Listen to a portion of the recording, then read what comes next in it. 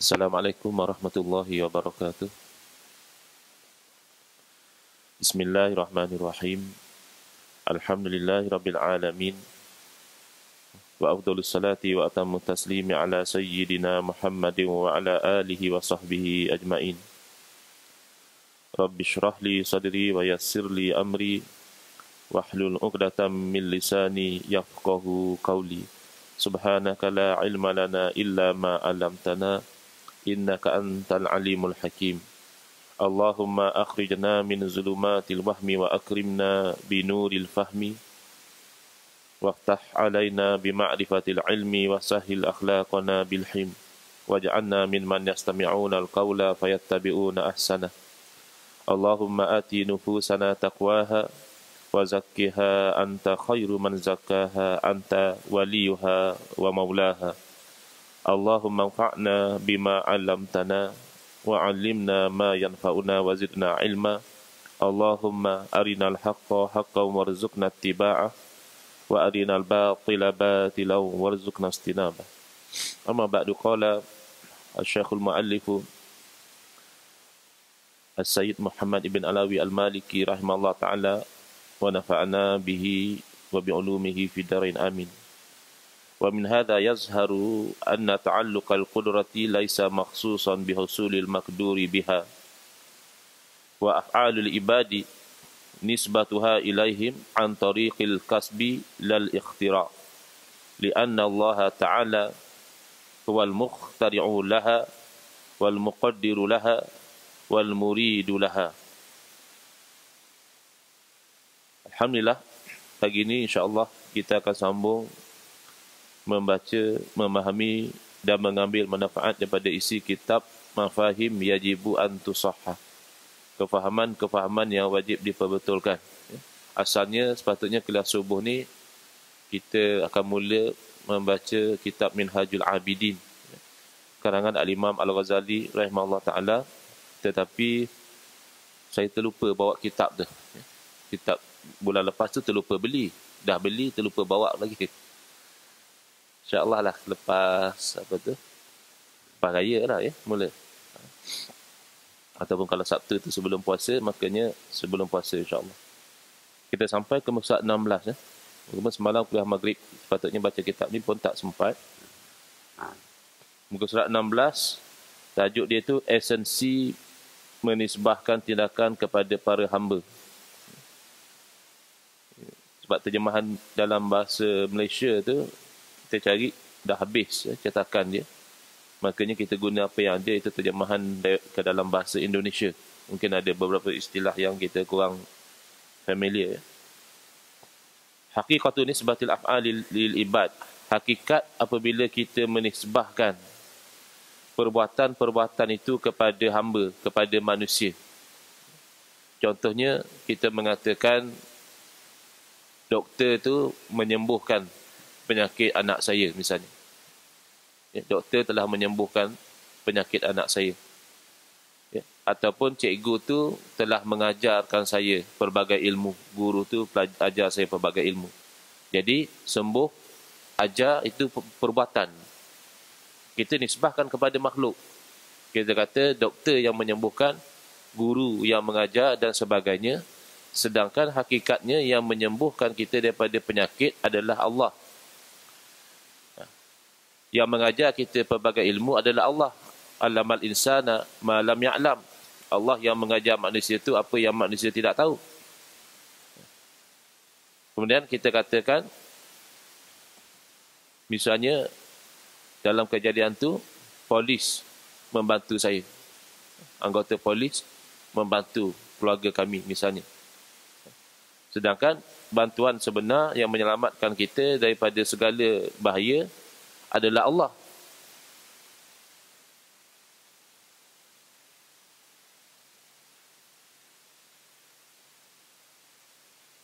Falyabudu rabb hadzal bait allazi at'amahum min ju' wa amanahum min khauf. Allah yang mengamankan kita daripada segala ketakutan.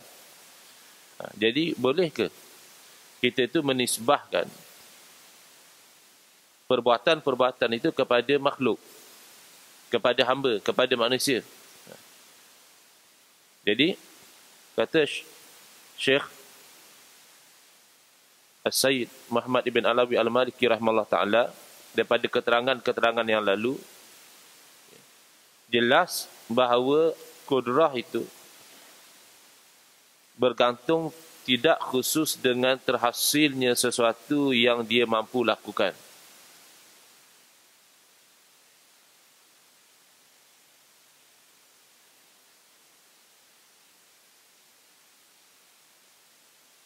Tetapi boleh juga pergi kepada yang hakikatnya dia tidak mampu untuk lakukan. Jadi ini kita gunakan kudrah ini secara yang majazi. Sebenarnya manusia ini la haula wala quwata illa billah. Tidak ada daya upaya, tidak ada kekuatan kecuali dengan Allah. Kita manusia ini hakikatnya tak mampulah nak buat apa-apa. Dan memang ada kalanya memang Allah zahirkan kita tu tak mampu nak buat apa-apa. Misalnya orang yang sakit, yang kena stroke, yang terbaring dalam ICU misalnya, itu Allah zahirkan. Dan ada kalanya nampak seolah-olah dia mampu. Walaupun hakikatnya manusia ni tak mampu. Jadi boleh tak kita nisbahkan kudrah itu kepada manusia? Manusia buat itu, buat ini. Maka kata Sayyid Muhammad bin Alawi Al-Maliki rahimahullah ta'ala, perbuatan-perbuatan hamba tu, apabila kita nisbahkan kepada mereka, kita kata orang tu menolong kita, orang tu mengajar kita ilmu, orang itu menyembuhkan penyakit dan sebagainya, ataupun makanan itu mengenyangkan, obat itu menyembuhkan, itu antari kilkasbi, itu dengan jalan usaha dan ikhtiar saja. Bila kita nisbahkan, misalnya doktor tu menyembuhkan penyakit anak saya, bermakna doktor tu berikhtiar untuk menyembuhkan penyakit anak. Yang menyembuhkan adalah Allah.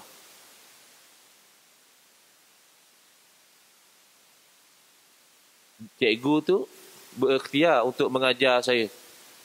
Tapi yang sebenarnya memberi ilmu kepada saya adalah Allah. Dalilnya, ramai juga orang yang belajar tapi tak semua ada ilmu. Cikgu mengajar dalam kelas ada 30 murid. Ada yang Masya Allah bila cikgu tanya, lebih lagi daripada apa yang cikgu ajar dia boleh huraikan. Cepat dia pick up. Cikgu ajar banyak ni, dia boleh hurai lebih lagi.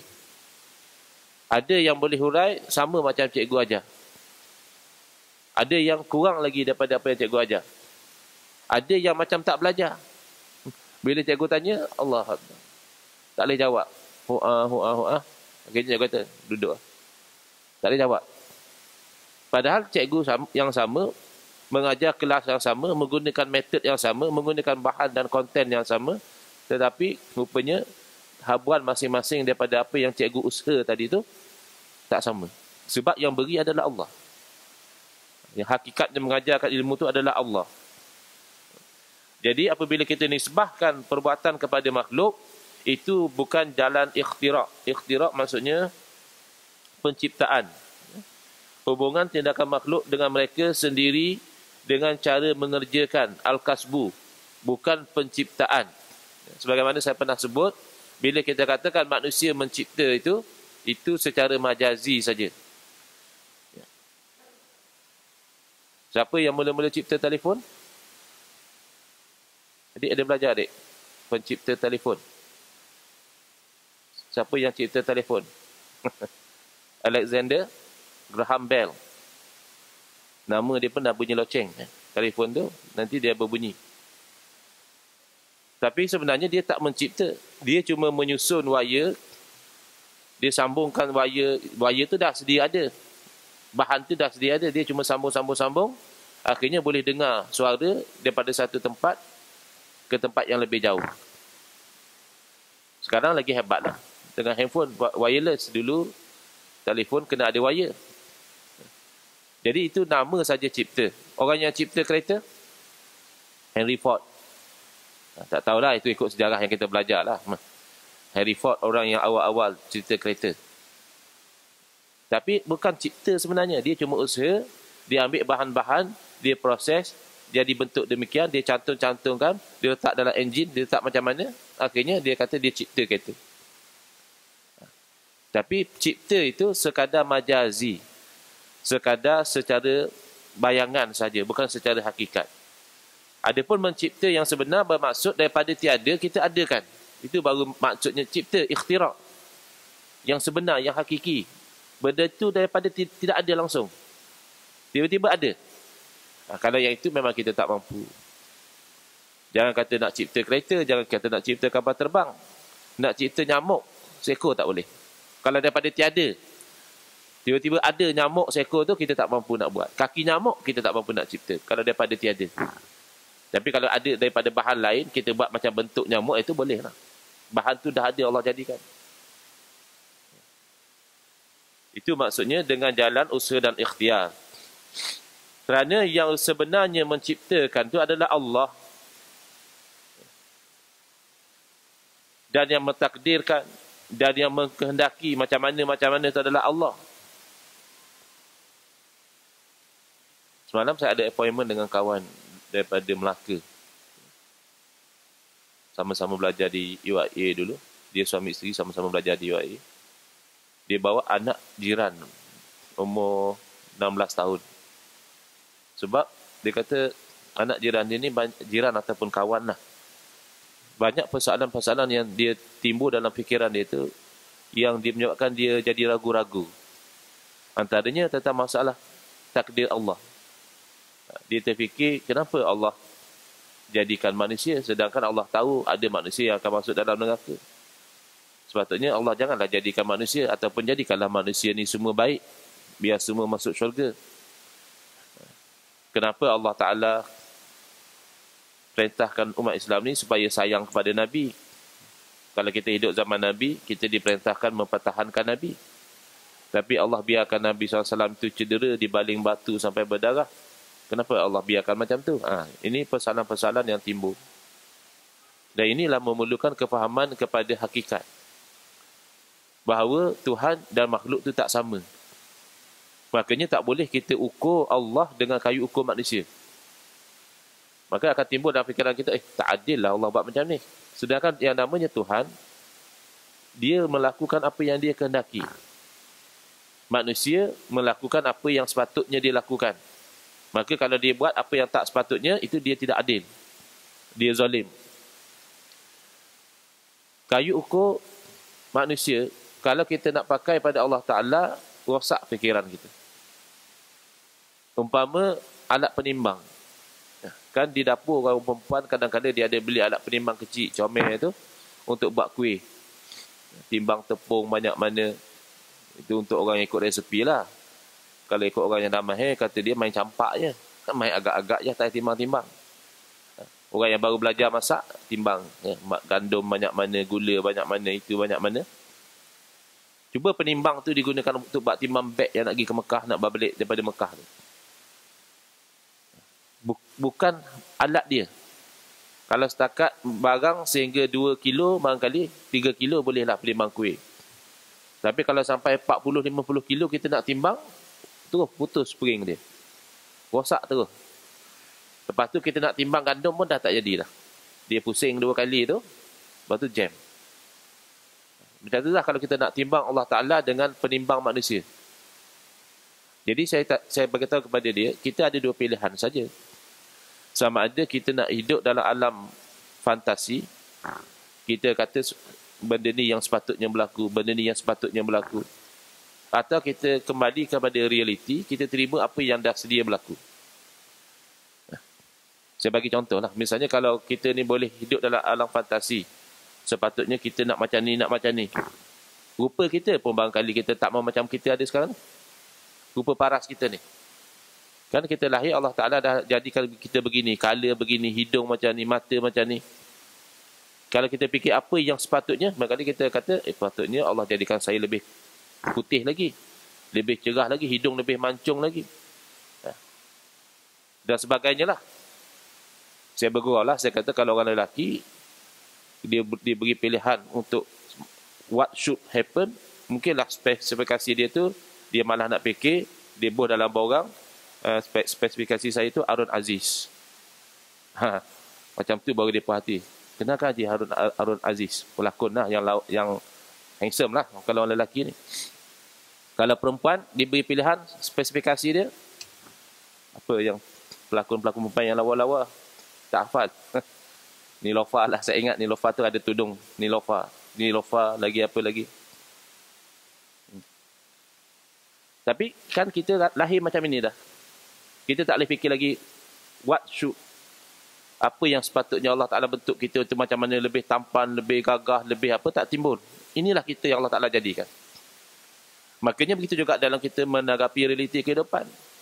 Kita kata sepatutnya hidup ni macam ni, semua orang baik belaka, semua orang berkasih sayang, tak ada orang berbalah, tak ada orang itu. Tapi realitinya apa? Realitinya ada orang yang berperang, ada orang yang berbunuh-bunuhan, ada orang yang buat jenayah, ada orang yang buat zalim. Jadi itu realiti. Jadi saya kata sama ada kita mengatakan Allah Ta'ala tu helpless. Allah Ta'ala lemah. Allah Ta'ala nampak apa yang berlaku, tapi Allah Ta'ala tak boleh nampak apa-apa. Makanya kalau lemah itu bukan Tuhan. Tuhan itu pasti berkuasa. Jadi bila kita lihat realiti dan kita terima hakikat bahawa yang dinamakan Tuhan itu berkuasa, maka kita tak nak terima bahawa apa yang berlaku itu dalam ketentuan Allah. Ada kudrah iradah Allah Ta'ala di situ. Dan Allah Ta'ala yang menentukan bahawa di dunia begitulah keadaannya. Di akhirat itu cerita lain. Di akhirat dia terus bagi dua. Yang dalam syurga itu nikmat, bahagia, kasih sayang semuanya. Yang di dalam neraka itu azab, seksa, kesusahan, kemarahan, kebencian dalam neraka. Di dunia bercampur-campur. Ada nikmat, ada bahagia, ada kasih sayang, ada azab, ada derita, ada kebencian. Dan itu namanya negeri dunia, negeri ujian. Jadi itulah saya tanya kepada adik itu, adik kalau nak cari isteri lah, ada dua pilihan. Seorang yang sanggup berkorban, katalah sama-sama lawa, sama-sama menarik. Seorang tu dia sanggup berkorban, susah senang dengan kita. Dah terbukti. Yang seorang lagi nampak gayanya, time senang dia baik dengan kita. Bila kita susah, dia tinggalkan. Mana yang adik lebih nak prefer sebagai calon isteri? Oh, dia kata yang sanggup berkorban lah. Jadi saya kata itu kita tak ada bagi apa pun pada calon isteri kita. Calon isteri kita tu dilahirkan oleh mak dia. Dijaga oleh mak ayah dia. Diberi makan oleh mak ayah dia. Dididik oleh guru dia. Tiba-tiba bila berkenalan dengan kita, kita nak pilih dia jadi isteri, kita nak dia tu sanggup berkorban untuk kita. Apatah lagi Allah Ta'ala yang memang Allah Ta'ala yang ciptakan kita. Yang jadikan segala-galanya yang ada pada kita. Pendengaran, penglihatan, daya berfikir, itu semua Allah Ta'ala kurniakan. Takkan menasabah Allah Ta'ala tu nak lihat kita tu sanggup berkorban. Makanya Nabi SAW, insan yang mulia pun berkorban. Dengan pengorbanan Nabi itu jadi lebih hampir, lebih dikasihi oleh Allah Subhanahu Wa Ta'ala. Dan jadi pengajaran kepada kita bahawa kalau Nabi pun kena berkorban, kekasih Allah pun sampai berdarah-darah dalam menjalani kehidupan dan perjuangan, apatah lagi kita. Jadi kalau kita faham kudrah dan iradah Allah Ta'ala itu adalah Allah Tuhan. Kalau Allah Ta'ala ciptakan satu makhluk, dan Allah Ta'ala terus letakkan makhluk itu dalam neraka, siapa boleh komplain? Makhluk itu milik Allah. Neraka itu milik Allah. Dan saya tanyalah, kalau katakanlah adik ni akan datang ni ada dua kereta. Satu kereta yang baru beli, Mercedes apa ke, plastik pun belum buka lagi. Baru seminggu beli. Satu lagi kancil, kereta kancil yang lama. Yang nak jual harga RM5,000 pun tak ada orang nak beli. Yang exhaust kadang-kadang ada, kadang-kadang tercabut. Kereta buruk lah.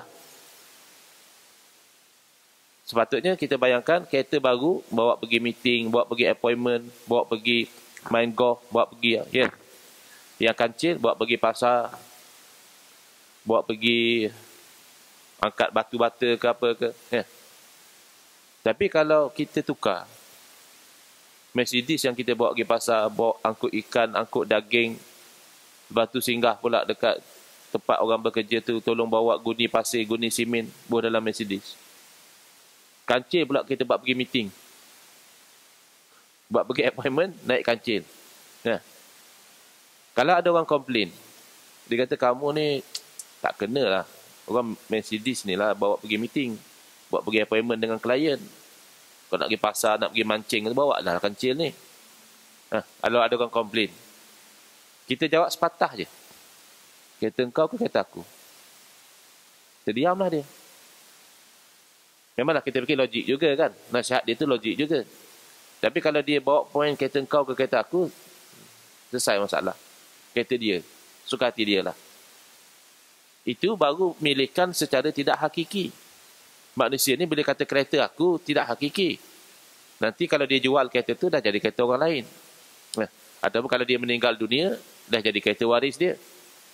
Adapun pemilikan Allah tu pemilikan yang hakiki. Tidak akan selama-lamanya makhluk ini tidak akan terkeluar daripada pemilikan Allah.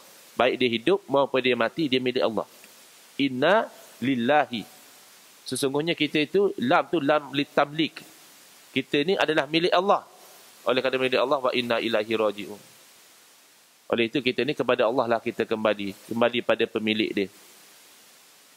Memang milik yang hakiki. Makanya Allah Ta'ala nak letak di mana, tak ada orang boleh komplain. Bapa kita, datuk kita, Nabi Allah Adam alaihissalam, Allah Ta'ala ciptakan, belum sempat beribadah, belum sempat solat, belum sempat haji, belum sempat zakat, Allah Ta'ala letak dalam syurga, tak ada orang boleh komplain.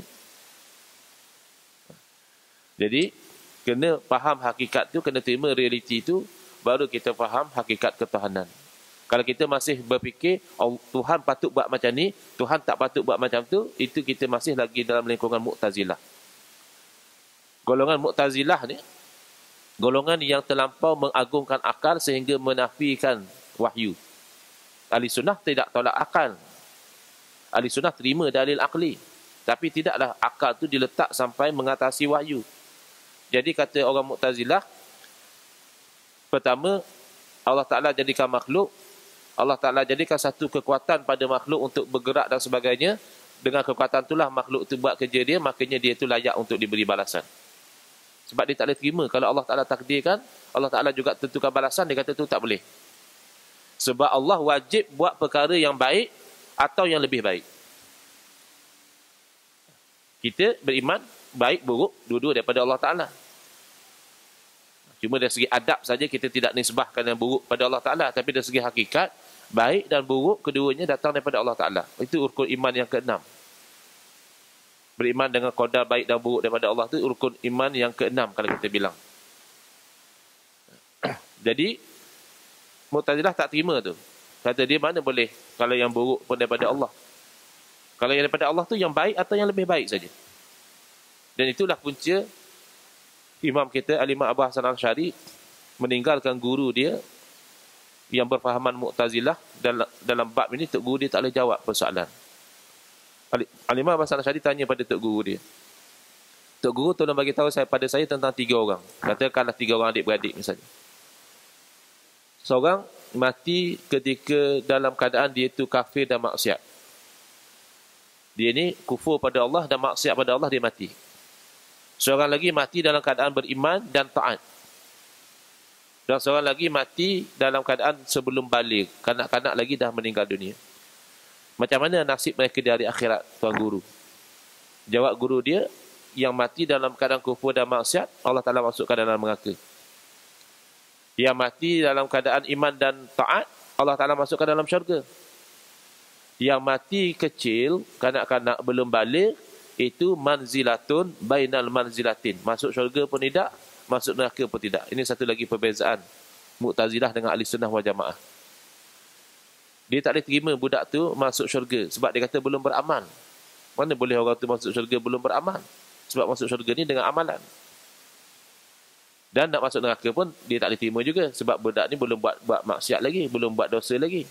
Makanya dia reka satu, ini bid'ah dalam i'tiqad ni. Bid'ah dalam i'tiqad tidak ada yang hasanah. Semuanya sayyi'ah. Dan sebahagiannya sampai boleh bawa kepada kufur. Jadi kata dia ada satu tempat antara 2 tempat. Satu tempat antara syurga dan neraka, di situlah kanak-kanak orang yang meninggal dunia sebelum balik ditempatkan di situ. Jadi tanya Al-Imam Abu Hasan Al-Asy'ari, kan konsep Mu'tazilah Allah buat benda yang baik dan lebih baik. Apa jawab Allah kalau budak tu tanya, ya Allah, kenapa kamu matikan saya sebelum balik? Bukankah lebih baik kamu matikan saya selepas balik? Jadi saya sempat beramal, saya sempat beriman, saya boleh masuk syurga. Tak masuk syurga dengan tak masuk neraka, memanglah lebih baiklah tak masuk syurga tak masuk neraka daripada tak masuk syurga masuk neraka. Tapi tak masuk syurga tu pun tak syok. Katalah orang bagi hadiah pada kita satu rumah banglo mewah, 3 tingkat, ada lift, ada swimming pool, fully furnished, memang cantik design dia, kena dengan taste kita.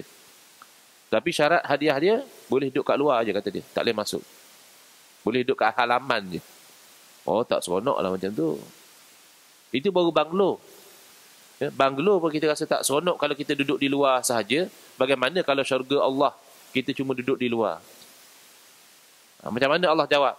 Bukankah lebih baik, ya Allah, engkau matikan aku sebelum aku balik, aku boleh beriman, aku boleh beramal, aku masuk syurga. Maka jawab Tok Guru dia, jawab Allah Ta'ala, sebab aku tahu sekiranya kamu balik, kamu bukan beriman.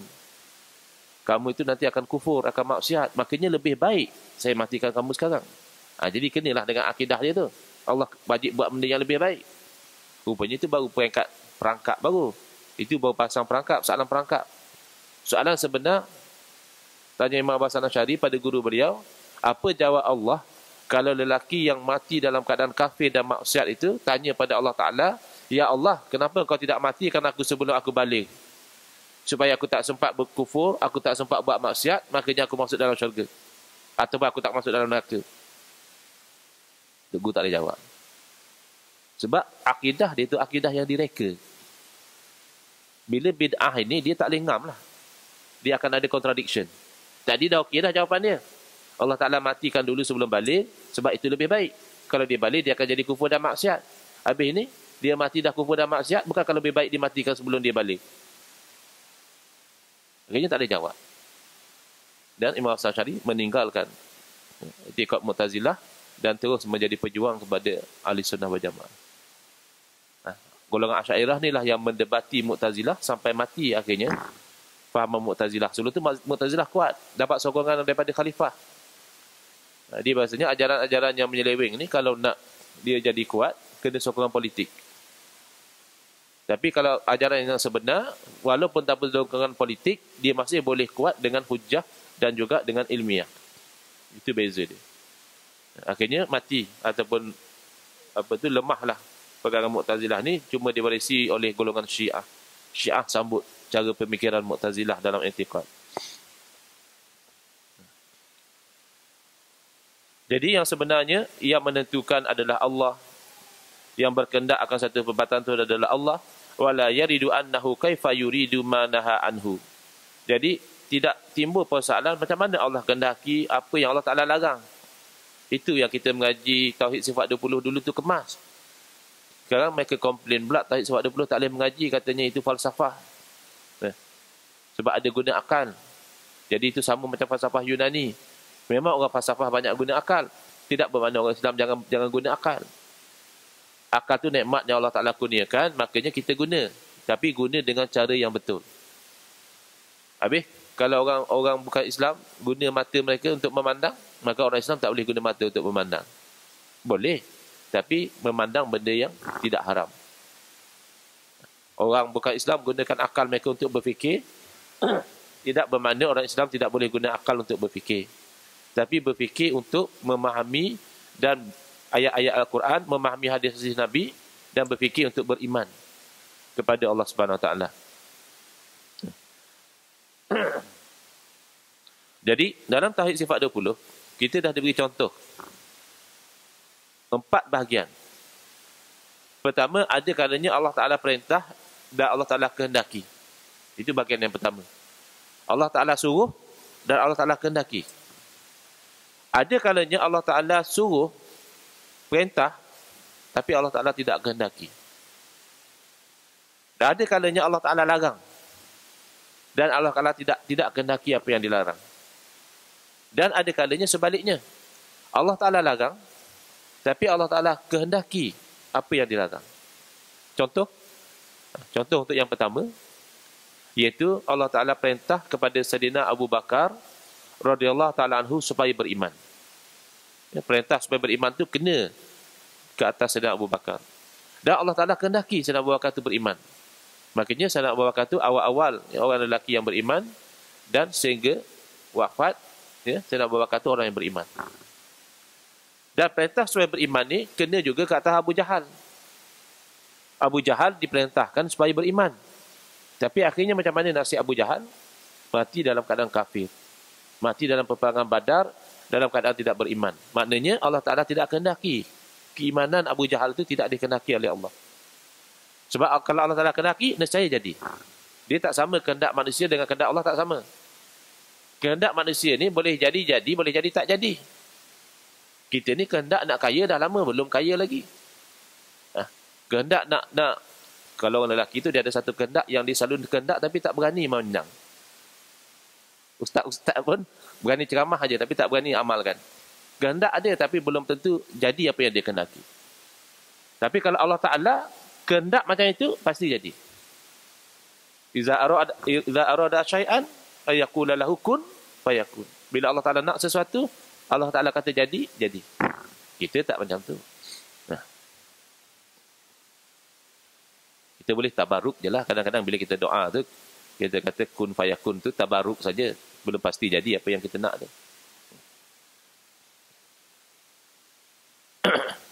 Dan contohnya, apa yang Allah Ta'ala larang, Allah Ta'ala tak kehendaki adalah Allah Ta'ala larang Sayyidina Abu Bakar jangan kufur. Sayyidina Abu Bakar dilarang jangan kufur. Dan Allah Ta'ala tak kehendaki kufurnya Sayyidina Abu Bakar tu Allah Ta'ala tak nak. Makanya Sayyidina Abu Bakar kekal orang yang beriman. Allah Ta'ala larang Abu Jahal jangan kufur. Abu Jahal pun dilarang jangan kufur. Tetapi apabila terbukti Abu Jahal itu kufur, mati dalam keadaan kufur, jelas bahawa Allah Ta'ala tak kehendaki, maaf, Allah Ta'ala kehendaki kufurnya itu. Itu kita nak kena faham beza manusia dengan Tuhan. Kita manusia, apa yang kita suruh, kita nak lah. Apa yang kita larang, kita tak nak. Kecuali dalam bentuk perli lah. Bentuk perli itu lain. Misalnya, satu benda kita larang anak kita, dia macam degil, kita kata, buatlah, buat. Macam kita suruh, tapi itu kita perli, itu lain. Tapi dalam keadaan biasa, bila kita suruh, kita nak. Bila kita larang, kita tak nak. Tapi itu ukuran manusia, bukan ukuran Allah Ta'ala. Li'anal amra yughayyirul iradah. Kerana perintah berbeza dengan iradah. Bidalili amruhu jami'in nasi bil iman. Dalilnya Allah Ta'ala perintah semua manusia supaya beriman. Walam yuridhu min aksarihim. Tapi Allah Ta'ala tak nak keimanan itu daripada kebanyakan manusia. Perintah suruh beriman kena atas semua manusia. Ya? Tetapi kebanyakan manusia Allah Ta'ala tak nak mereka beriman dengan dalil ayat Quran, wa ma aksarun nasi walau harasta bimu'minin.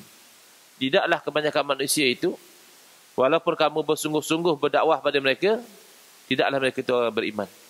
Kebanyakan manusia tidak akan beriman. Berdakwahlah macam mana pun. Ya.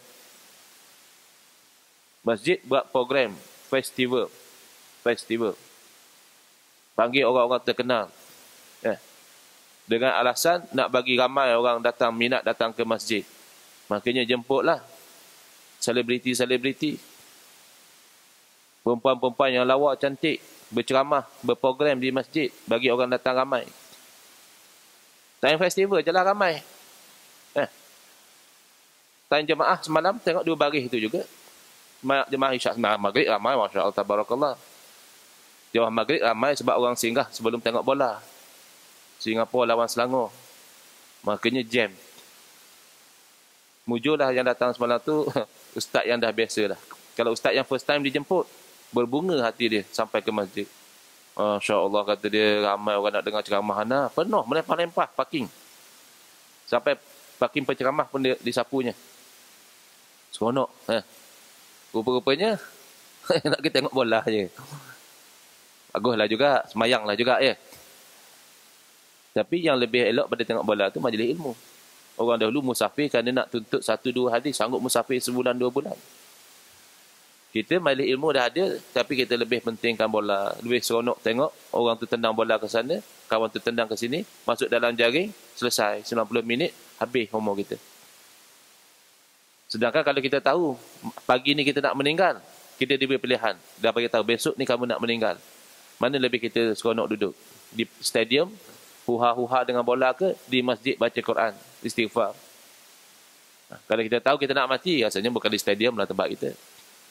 Sebab kita ni panjang angan-angan. Kita rasa ni kita hidup panjang lagi. Tak usah duduk festival lah.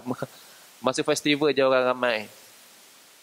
Kalau nak, dengan fungsi masjid itu tempat ibadah juga. Kalau dengan hiburan, memang ramai lah. Tapi tempat tak ada hiburan, dia tinggalkan juga. Sebab dia datangkan hiburan.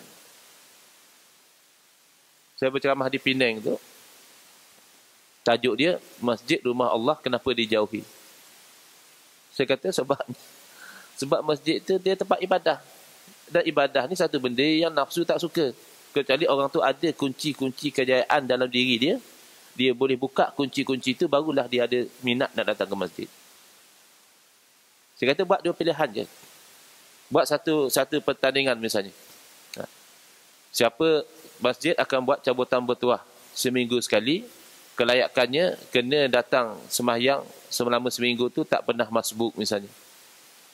Takbiratul ihram yang pertama dapat dengan imam, kemudian tak keluar kecuali lepas imam baca doa.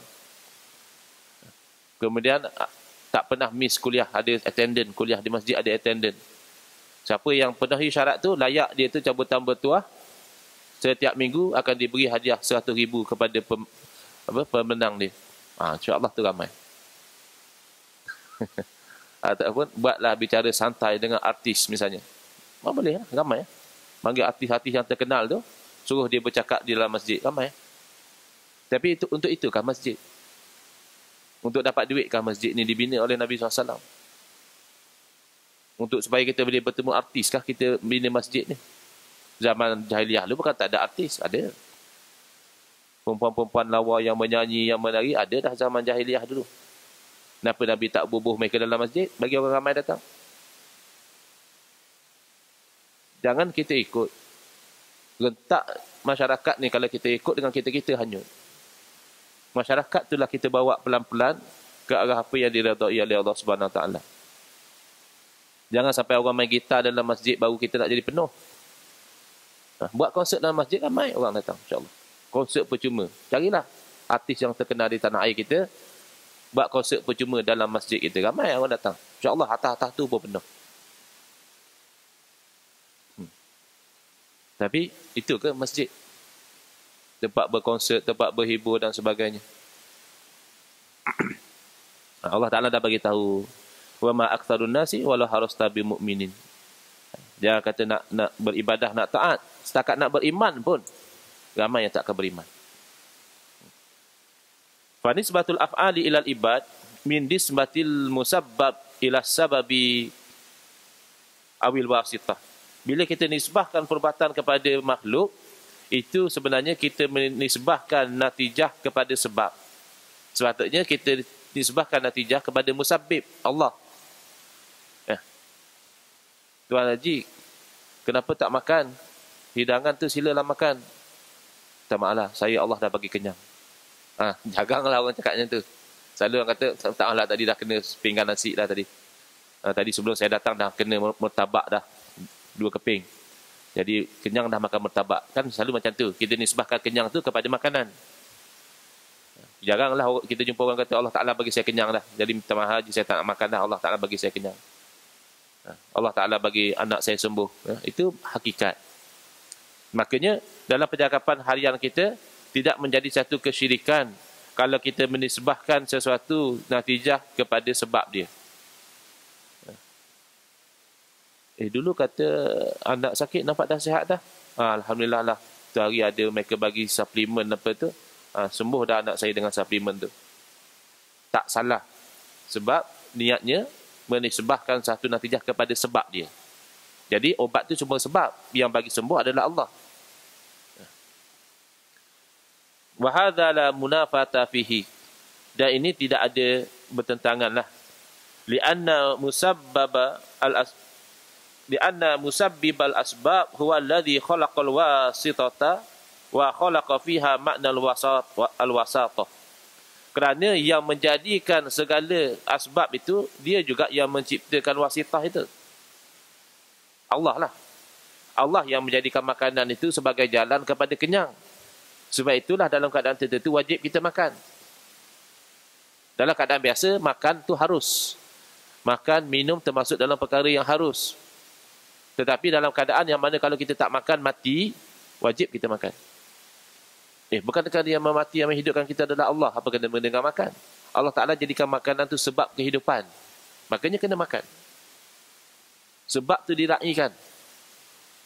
Tak boleh misalnya satu orang ambil pisau tikam kawan dia.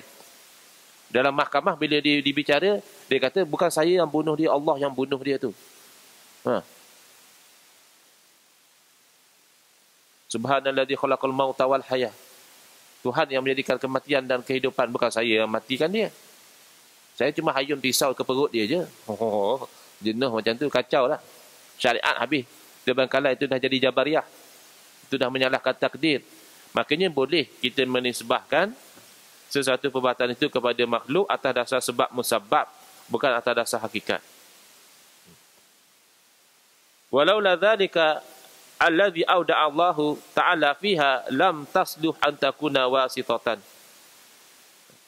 Kalaulah Allah Ta'ala tidak letakkan makna wasitah tu, jalan tu pada sesuatu, maka tak layak benda itu jadi wasitah. Allah Ta'ala letakkan makna kenyang pada makanan itu, tidak perlulah kita makan makanan untuk kita hilangkan lapar. Allah Ta'ala letakkan makna kesembuhan dalam obat tu, tak perlu kita berobat untuk sembuh. Dan sebagainya. Ini makna dari segi hakikat, bahawa sebenarnya perbuatan yang makhluk itu tidak memberi sebarang kesan. Yang memberi kesan adalah Allah. Habis kenapa buat juga? Itu atas dasar usaha dan ikhtiar. Ada juga makan tak kenyang. Penat bersalur juga berobat tapi tak sembuh. Tapi atas dasar usaha dan ikhtiar semata-mata. Sawa'un kanat mimma lam yuda' al-aqlaq al-jamadi wal-aflaki wal-matar wan-nar aw kanat aqilatan min malakin aw insiyin aw jinni. Sama ada wasitah itu wasitah yang tidak berakal. Seperti benda-benda yang kaku, meja, kerusi. Jadi kerusi ini jadi wasitah untuk kita rehat. Boleh kita duduk atas kerusi. Ataupun falak lah, alam-alam ni. Bulan, bintang. Allah Ta'ala jadikan matahari itu sebab kepada kehidupan. Kan kita belajar sains dulu. Buat uji kaji. Satu pokok dia letakkan terdedah macam tu. Satu pokok dia tutup bagi gelap, tak dapat cahaya matahari. Akhirnya yang tak dapat cahaya matahari tu layu. Jadi matahari ini dari pergi sebab musabab, dia memberi kehidupan. Sebab musabab. Tak ada matahari, mati pokok. Air pun menjadi sebab kepada kehidupan. Kita tanam pokok, satu kita siram, satu kita tak siram. Makanya tak disiram, mati. Makanya air dari segi sebab musabab, itu memberi satu kehidupan pada pokok. Dari segi hakikat, Allah yang menghidupkan. Itu kadang-kadang kita jumpa pokok celah-celah batu lah. Celah-celah simen pun boleh tumbuh pokok. Allah Ta'ala yang menghidupkan. Yang kita tanam, kadang-kadang tak tumbuh-tumbuh. Dan hujan. Kita kata hujan menumbuhkan tumbuh-tumbuhan. Sebagai sebab, ya. Sebagai hakikat, tidak. Api membakar hangus.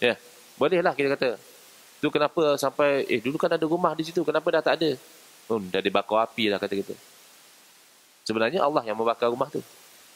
Boleh tak kita kata api yang bakar? Boleh. Atas dasar nisbahkan sesuatu natijah kepada sebab dia. Ataupun yang berakal seperti malaikat. Dalam Quran pun ada nisbahkan satu perbuatan tu pada malaikat. Dalam surah Sajadah tentang malaikat maut tu, apa ayat dia?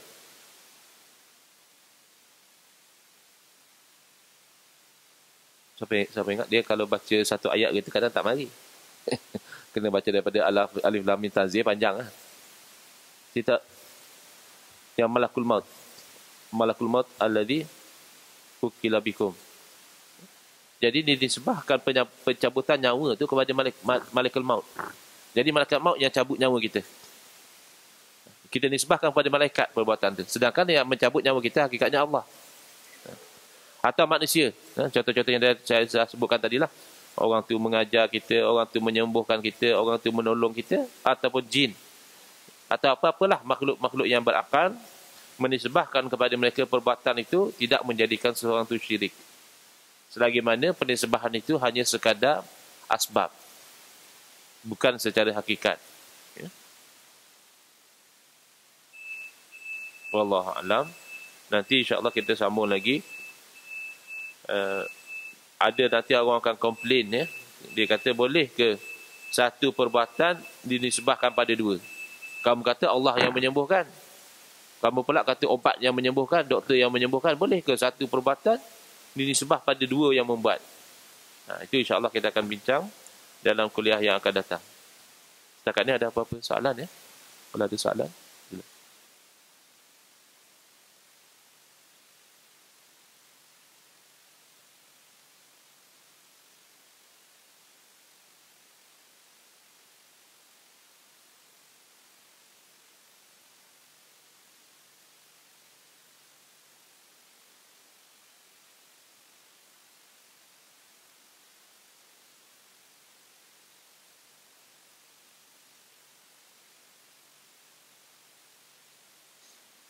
baik. Kalaulah kita ditanya oleh seorang non-Muslim, ya, dia kata, kamu tu dilahirkan Muslim, makanya kamu Muslim.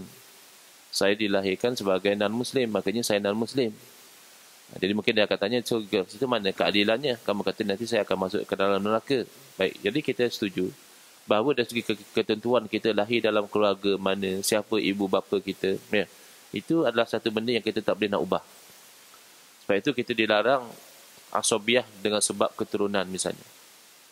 Saya keturunan ni, makanya saya tak nak berkawan dengan keturunan lagi satu. Sebab itu tidak ada pilihan. Siapa kita di bangsa apa tidak ada pilihan. Tetapi setelah kita dilahirkan, di sana ada namanya usaha dan ikhtiar. Baik saya maupun kamu, kedua-duanya akan sampai dakwah supaya beriman dan patuh kepada Allah Subhanahu Wa Taala. Berapa ramai orang yang lahir dalam keadaan Muslim, tapi kehidupannya tidak menggambarkan keislaman dia. Usaha dan ikhtiar dia tidak membawa dia kepada patuh kepada Allah Ta'ala. Dan wali'azubillah ada yang sampai murtad. Kawan kami di tempat kerja, classmate dia, sekolah Al-Mashhur, Penang. Sekolah Al-Mashhur ni sekolah agama. Declare dalam Facebook, dia kata, "Hi guys, I'm now a Christian." Dia kata. Sebab isteri dia masuk Kristian dulu. Isteri dia bagi kata dua lah kepada dia. Nak masuk Kristian, okey, kekal, ataupun tak nak masuk Kristian, bercerai. Anak 2 orang, abang jaga, saya tak nak. Akhirnya dia pilih murtad. Jadi walaupun dilahirkan Islam ataupun bukan Islam, tetapi di situ setelah lahir diberi akal dan diberi maklumat. Sebab itu kalau orang tu tak sampai dakwah kepada dia, misalnya dia duduk di pulau yang memang tak pernah datang cerita pasal Islam. Adapun orang-orang yang zaman sekarang ni, orang-orang bukan Islam di Malaysia misalnya, itu dah dianggap sampai dakwah pada dia. Walaupun tidak ada secara khusus atau orang ketuk pintu rumah dia, tuan jom kita masuk Islam, Islam ni begini-begini, dianggap dia tu dah sampai dakwah. Sebab dia boleh tahu tentang Islam, kalau dia nak dia boleh tahu. Dan ramai juga yang ambil tahu dan akhirnya jadi orang Islam. Jadi di situlah kamu dinilai usaha dan ikhtiar kamu tu. Adapun tentang takdir Allah, itu memang satu ketentuan yang kita terpaksa terima. Kalau dia nak berfikir secara Mu'tazilah, dia kata tak adil lah. Allah Ta'ala dah tentukan orang ni beriman tak beriman. Sekarang ni, ada tak orang yang beriman, ada tak orang yang tak beriman? Hakikatnya ada. Jadi adakah Allah Ta'ala tu lemah? Allah Ta'ala tak boleh buat apa-apa. Bila orang tu tak nak beriman, Allah Ta'ala nak dia beriman, tapi Allah Ta'ala tu helpless, tak boleh buat apa-apa. Itu memang bukan sifat Tuhan. Kita tu tak boleh menerima bahawa Tuhan tu lemah. Lebih lagi disokong dengan ayat-ayat Quran, dengan hadis-hadis Nabi yang menceritakan bahawa segala yang berlaku atas dunia ni ada takdir daripada Allah Ta'ala. Hatta sehelai daun gugur daripada pokok pun, itu sudah ada tertulis dalam ketentuan Allah. Bila dia akan gugur, di mana dia akan gugur. Apatah lagi benda-benda yang besar, macam peperangan, macam gempa bumi, macam apa. Itu mesti ada ketentuan daripada Allah Ta'ala. Itu peringkat yang kedua lah. Sebab peringkat memahami takdir Allah ni memang itu tempat gelincir. Yang jadi pecah pada Qadariyah, Jabariyah, Mu'tazilah tu asalnya dalam nak memahami takdir Allah tu mereka jadi tergelincir di situ. Sebab kayu ukur tak sama. Itu yang jadi kita confuse. Kita padahal tak faham bahawa Allah tu tak sama dengan kita. Kita cuba nak ukur Tuhan dengan kayu ukur kita. Tapi bila kita sampai pada peringkat kita boleh tiba, itu Allah, makanya itulah Allah. Dia berkehendak dan dia melakukan apa yang dia kehendaki. Fa'alul lima yurid, lakukan apa yang dia kehendaki, selesai. Selesai masalah kita. Bukan semua benda kita boleh faham secara tuntas. Saya tanya kepada pelajar yang semalam tu, cuba adik bilang 1, 2, 3, 4, 5, 6, 7 sampai apa nombor yang terakhir, adik? Nombor yang terakhir kalau kita bilang tak terbayang kita nombor terakhir. Dalam kita kata infinity. Itu baru makhluk. Nombor tu makhluk. Apa kita tak boleh nak bayangkan hakikatnya. Cuma kita tahulah. Kalau kita bilang akan ada nombor selepasnya. Akan ada nombor selepasnya. Akan ada lagi nombor selepasnya. Atau kalau kita terpelanting daripada graviti. Kita duduk atas muka bumi ni. Ikut teori sainsnya. Kita melekat di atas bumi ni sebab ada graviti. Katalah hilang graviti. Terpelanting kita keluar daripada bumi ni. Kat mana last sekali kita stop? Kat mana? Kalau kita stop satu tempat, apa yang lepas tempat tu? Apa yang lepas tempat tu?